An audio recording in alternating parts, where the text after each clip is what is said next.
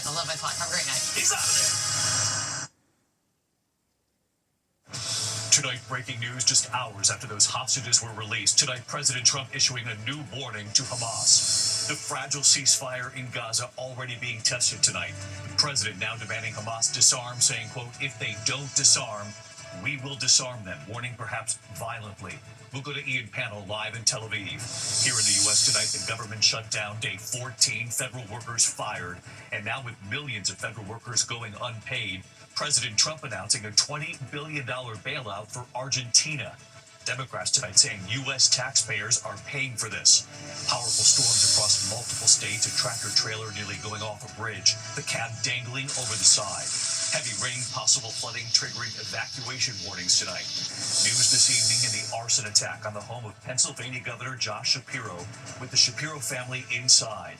Newly released video here tonight showing the moment the accused arsonist firebombs the home. That suspect in court.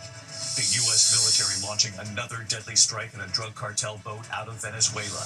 Tonight, Homeland Security also warning Mexican cartels are attempting to track, harass, and target immigration and border patrol agents with violence. The alleged threats come amid rising tensions in the U.S. over crackdowns in Chicago and Portland. Tonight, surveillance video showing the car crash involving actors Alec and Stephen Baldwin. Alec Baldwin behind the wheel slamming into a tree.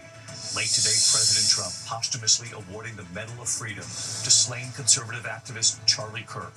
Tributes pouring in tonight for Grammy-winning R&B singer D'Angelo, dying at just 51 after a battle with pancreatic cancer. And Made in America tonight, grown in America, farmers across the country competing. Tonight, the biggest pumpkin in America. You'll see it just in time for Halloween. From ABC News World Headquarters in New York, this is World News Tonight with David Muir. Good evening. We are just back from the Middle East tonight, and now just hours after the world witnessed those hostages being released, the ceasefire now being tested. Tonight, a new warning from President Trump for Hamas, demanding they disarm, warning if they don't disarm, we will disarm them, perhaps violently. The president today praising the peace plan that he brokered to get Israel and Hamas to this point and to get those hostages home. Late today, Hamas releasing the bodies of 4 hostages who were killed in captivity. 8 bodies now returned out of 28. Israel tonight accusing Hamas of violating the truce by not releasing all of the remains for these families, an American family among those still waiting tonight. It comes after the final 20 living hostages were released. We were there, of course, as the world witnessed these emotional returns. Tonight here, the horrific details now emerging about their brutal 2-year ordeal as captives of Hamas. ABC's chief foreign correspondent, Ian Panel, leading us off tonight from Tel Aviv.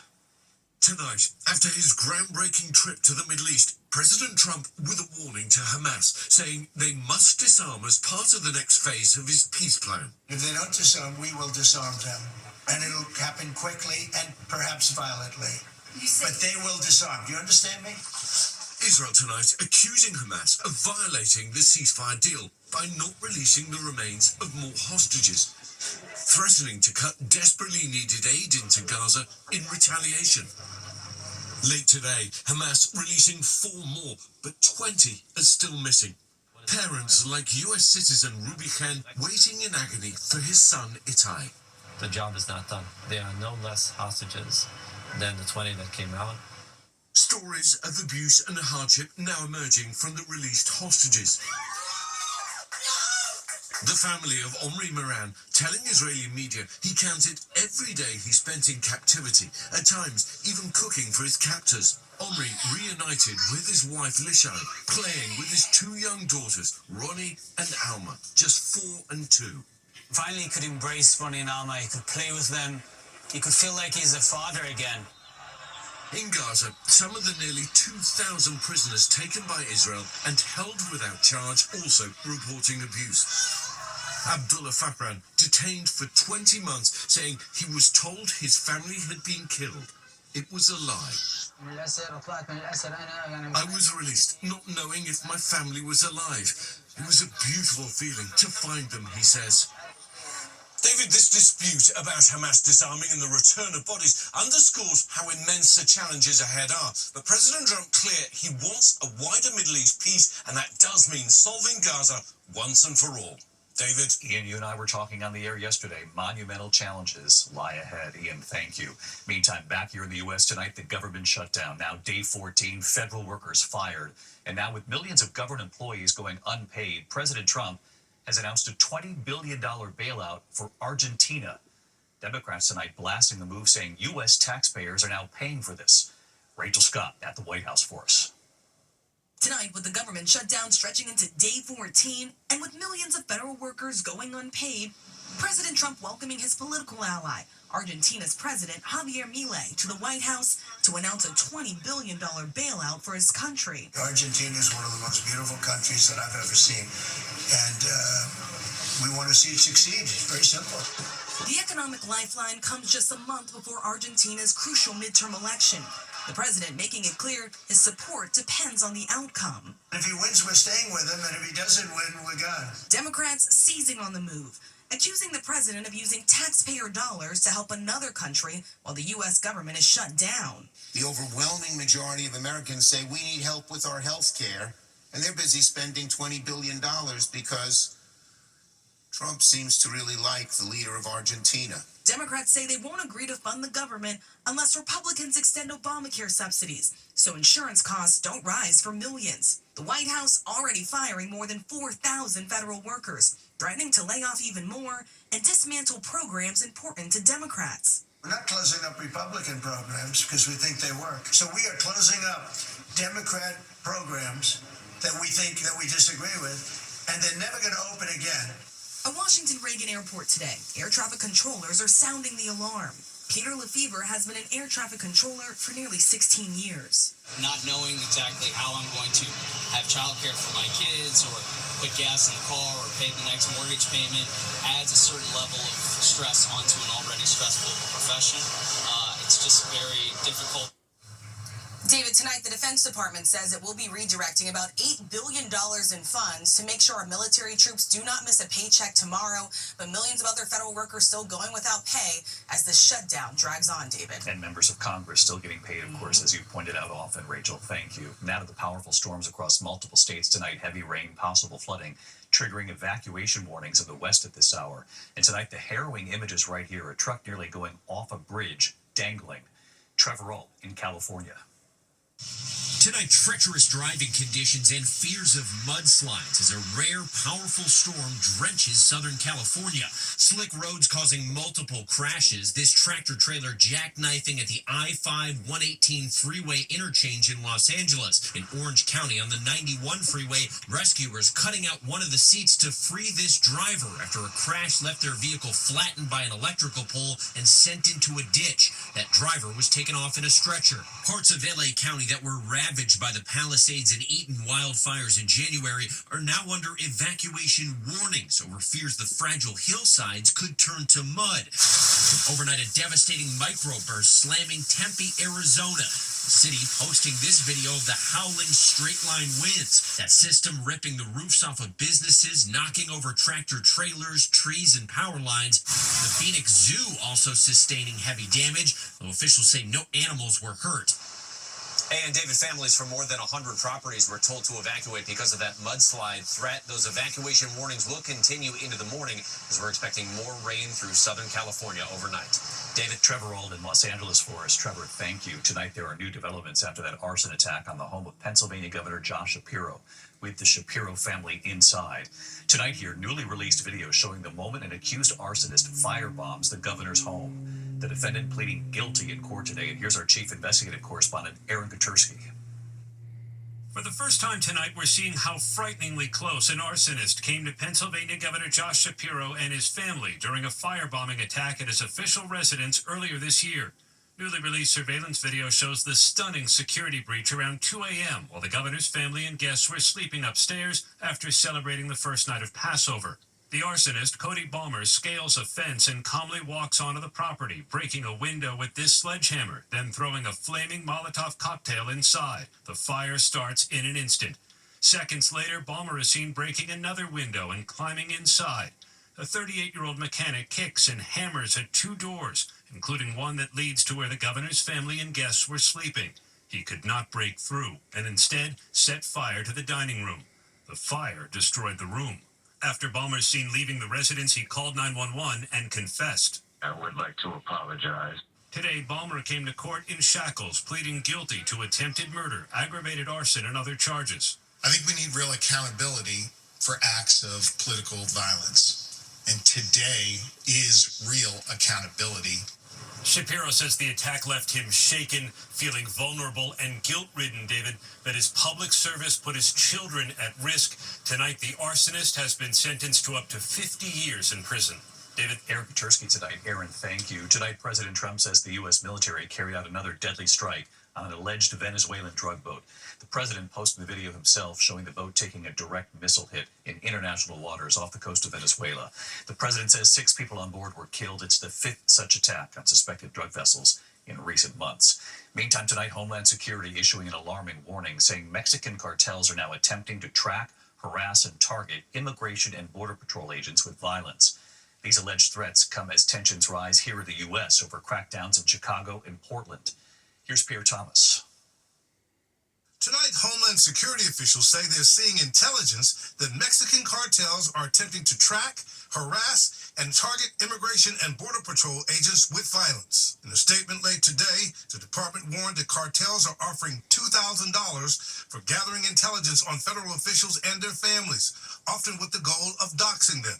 $5,000 to $10,000 for kidnapping or non-lethal assaults, and up to $50,000 for the assassination of high-ranking officials. The alleged new threats come amid rising tensions in Chicago and Portland involving immigration officials conducting broad deportation sweeps. Homeland Security Secretary Kristi Noem telling President Trump in a recent cabinet meeting that she's stepping up security. We're hardening all of our buildings and making sure that we have more security measures, snipers on the roof, people to protect our law enforcement while they're out there on the streets. Sources telling ABC News the intelligence has been developed by Homeland Security, FBI, and DEA officials. Authorities calling the intelligence evidence of a structured bounty program to incentivize violence against federal personnel. David, Homeland Security officials fear that the cartels may inject themselves into an already tense situation where tension about the administration's deportation campaign is steadily rising. David? We'll, of course, continue to track this, Pierre. Thank you. Tonight, a driver facing charges for a deadly chain reaction crash in Jackson County, Georgia. At least 8 people have been killed, all members of the same family. The 6-car crash closing northbound lanes of I-85 for hours yesterday. The victims included 5 children and a pregnant woman. The driver blamed for causing the crash, now facing 8 counts of vehicular homicide. We turn now to the tributes pouring in for Grammy-winning R&B singer D'Angelo, dying at just 51 years old after a battle with pancreatic cancer. In a heartfelt message, Jamie Foxx, calling his voice silky and flawless, saying today, "Real tears run down my face." Here's Steve Osunsami. To borrow the words from one of his most famous songs, D'Angelo made records for lovers.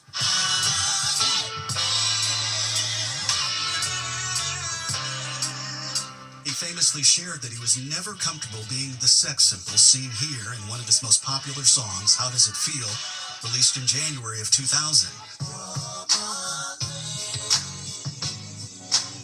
He much preferred being known as a prince of neo-soul, at the time a new path in urban music that celebrated live instruments and socially conscious lyrics. He would go on to win 4 Grammys, and Rolling Stone ranks him number 75 on their list of greatest singers of all time. Michael Eugene Archer, his legal name, was born in Virginia and famously shared his life for a time with soul singer Angie Stone, and the 2 of them have a son. She died in a freeway crash in March while on tour. The tributes tonight are far and wide. Singer and actress Beyoncé writes that he changed and transformed rhythm and blues forever. In a statement tonight, his family says that he died after a prolonged battle with cancer, and it was pancreatic cancer, which is hard to catch early because regular screenings aren't encouraged for most people. A few years ago, he was asked how he wanted to be remembered for his music, and he said he wanted to be remembered as an ancestor, someone who made music that touched his people in a special place. David? Touched many people for sure, and dying at just 51 years old, as you point out, Steve. Steve, thank you. There is news from the Supreme Court tonight rejecting the appeal of conspiracy theorist Alex Jones, the nation's highest court, letting stand the $1.4 billion judgment against him. Jones was ordered to pay damages to the families of victims of the Sandy Hook massacre. He had claimed on air that the shooting was a hoax staged by crisis actors. Attorneys for Jones say the amount of the judgment, quote, can never be paid. At the White House late today, President Trump posthumously awarding the Medal of Freedom to slain conservative activist Charlie Kirk. His widow, Erica Kirk, there to receive the award. She has taken over as CEO of Turning Point USA, the group her husband founded. The president paying tribute to Kirk. We're entering his name forever into the eternal roster of true American heroes. He's a true American hero, an amazing person. Charlie Kirk was shot and killed last month while speaking at Utah Valley University. When we come back here on a Tuesday night, new concern over measles spreading. Some students told to quarantine. Also, actor Alec Baldwin crashing his SUV into a tree. There's dash cam video tonight from a truck that Baldwin says cut him off, showing the moment Baldwin slammed into that tree. The video obtained by Newsmax and what Baldwin is saying tonight. And the new restrictions on Instagram, PG-13 restrictions for teens. So how will this work? A little more on this in a moment here. A lot more news ahead. Tonight, actor Alec Baldwin says he is fine after crashing his wife's SUV into a tree in East Hampton, New York. Dashcam video obtained by Newsmax shows the moment the white Range Rover there, driven by Baldwin, slams into that large tree. The image is captured by the truck that he says cut him off. He says he veered off the road to avoid the garbage truck. This morning I was in this car accident. Guy cut me off in a truck. Big garbage truck. I mean, a garbage truck the size of a whale. Baldwin says he was with his brother Stephen and neither were hurt. Health officials in South Carolina tonight say a measles outbreak there is now spreading. 5 unvaccinated students who were quarantining at home due to measles exposure have now come down with it. Another 139 unvaccinated students are still quarantining. There have been 16 measles cases in South Carolina this year, 12 linked to this current outbreak alone. When we come back here tonight, new car prices hit an all-time high here in the U.S., and Made in America, Grown in America. Can you guess how much the largest pumpkin this year has weighed in at? To the index of other news tonight, for the first time, the average price of a new car in the U.S. tops more than $50,000. That's according to Kelley Blue Book. The average loan rate was up to about 9% in August. Used vehicle prices fell slightly as sales begin to slow. Tonight, Meta, which of course runs Instagram, announcing new default settings designed to restrict the content that teens can actually view on Instagram. Anyone under 18 will be put in a restrictive teen account, allowing them only to see PG-13 content. The settings can't be changed without a parent's permission. The company also adding an even stricter setting that parents can set up for their younger children. When we come back here tonight, the contest every year, the winner 4 times, but news of an upset tonight. So who won and how big was that pumpkin? Finally tonight here, Made in America, Grown in America, the Great Pumpkin Weigh-Off. Tonight, Made in America is back, celebrating America's farmers in Half Moon Bay, California, south of San Francisco. The 52nd Annual Pumpkin Festival and the World Championship Pumpkin Weigh-Off.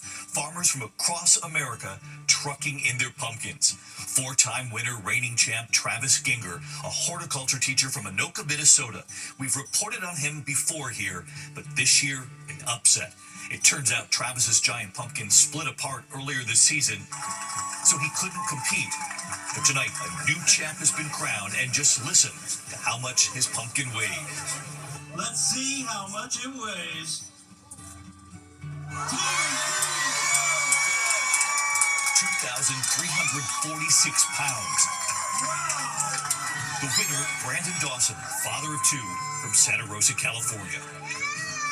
His children, 4-year-old Ayla, 2-year-old Roman, helping dad, planting the seeds in March, harvesting in September. All the leaves are removed, you can see the vine. That pumpkin gaining 50 to 70 pounds a day. And right here tonight, Hey, David. that father, Brandon Dawson, coming to us from his backyard. It's pumpkin season, and maybe it inspires some people out there to start growing big pumpkins or even a vegetable garden of their own. And enjoy fall, and happy Halloween, everyone.